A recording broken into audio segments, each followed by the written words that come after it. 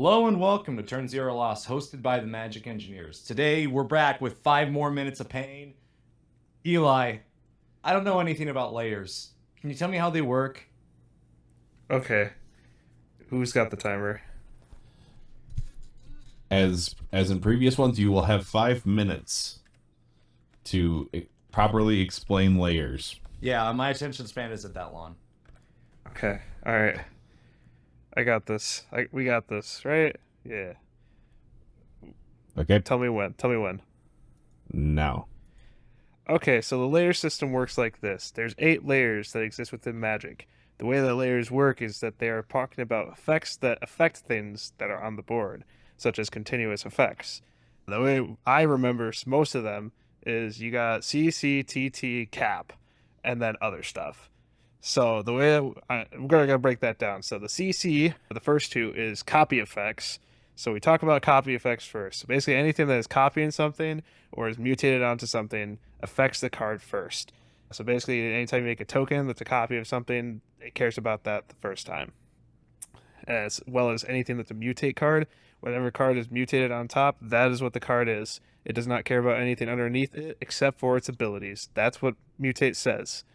Reading the card explains the card. All right, going on. Control changing effects. That is the second C. So basically, anytime you have something that gives you control of something that's not supposed to be yours, we care about that right there. That's when you check that. The third one is text changing effects. So basically, anything that's going to change any sort of text, altering anything. So it'd be like, this card gains this. This card gains this. That's what it cares about. This card text changes to this. Anything that changes that. That's the next layer. The fourth layer is type changing effects. So basically anything that's like all of these types of creatures are now artifacts, or all of these types of creatures are now these types of creatures, or now these things are lands. That's when you check those. Color changing effects, all mountains are blue for some reason, or all creatures turn green. All that stuff, that's that layer. Any ability granting or removing effects, so all creatures lose this, all creatures lose all abilities. All creatures, blah, blah, blah, blah, blah. Gain this, gain that. That's where we check those.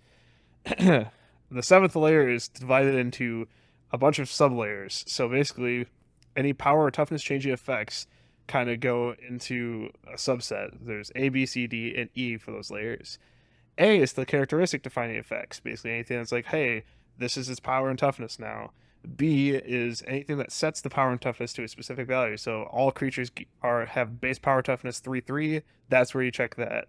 Effects that modify the power and toughness but don't set a specific value. So anything that's like a +1/+1 counter, or I guess not +1/+1 counter, but anything like combat tricks. So these things gain +1/+1. Then we check counters that modify the power and toughness. And then the final one is effects that switch the power and toughness. So basically anything that goes, hey, change your toughness for your power, and now you got a big butt. Guess what? They got a big face now. Anything that doesn't fit in any of those subcategories of items is considered other stuff. Other stuff is applied last. So the way that the layer system works is on layer 1, you apply all those effects, and then you continue checking down the layers for continuous effects that change the cards.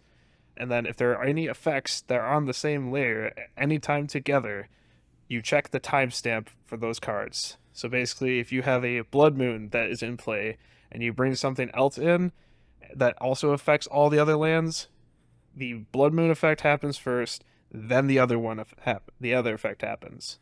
Does not care, cares about timestamps. As long as they are on affecting the same layer, that's where it matters. If something is on layer 2 and then something else affects layer 3, layer 2 affects it first. That's the way that layers work. Wow, you had a minute 15 to spare. Yeah.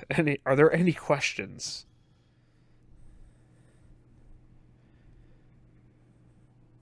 Perfect. Means I did a good job. The layers are confusing, but the timestamps are even more confusing.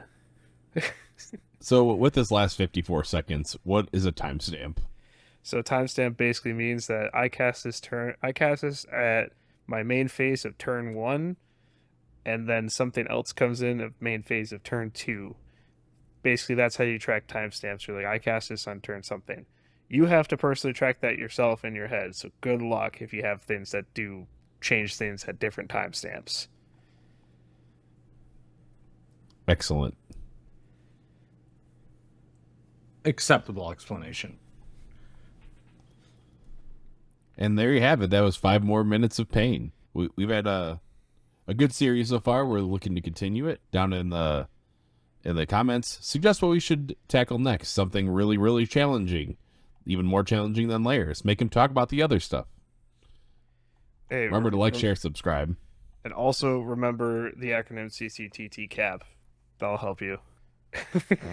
Yes, because everyone can remember a random series of letters. You can remember the CAP at least. That's the most important part. Have a good day. Make sure you like, subscribe. Follow us on Twitter at Lost Turn. Bye.